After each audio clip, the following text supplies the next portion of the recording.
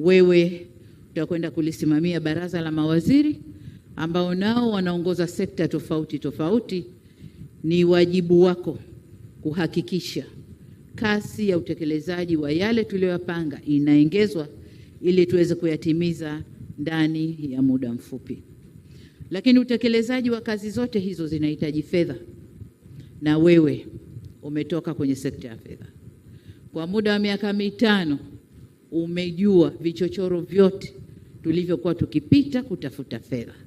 Kwa hiyo utamsimamia atakayekaa kwenye nafasi yako ili naye aweze kupita kule tulikopita, fedha ipatikane na kazi ifanyike. Kwa hiyo kwa ufupi, una kazi kubwa sana. Una kazi kubwa sana, na leo baadaye nitakwenda kulifungua bunge la 13 la Jamhuri ya Muungano wa Tanzania, ambao nitaeleza yale yote ambayo tunatakiwa kuyafanya ndani ya kipindi hiki cha miaka 5.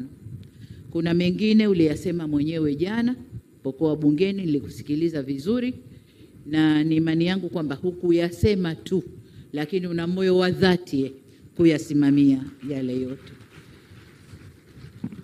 Kwa hiyo kama nilivyosema, tukutakie kazi njema. Mzigo huu si mdogo, na kwa umri wako, sijui Kassim aliingia akiwa na miaka mingapi, lakini kwa umri wako mzigo huu ni mkubwa. Kwa umri wako vishawishi ni vingi vya marafiki, ndugu, jamaa na wengine, vishawishi ni vingi. Nafasi yako ile haina rafiki, haina ndugu, haina jamaa. Ni nafasi ya kulitumikia taifa hili.